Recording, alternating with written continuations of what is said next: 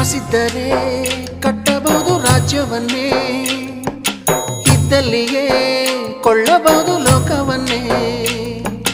ತಾಯಿಯ ದಯ ಹನಿಯು ಸಿಗುವುದೇ ನಮ್ಮ, ಕೋಟಿ ಕೊಟ್ಟರು ಅದನ್ನು ತರುವರಾರಮ್ಮ.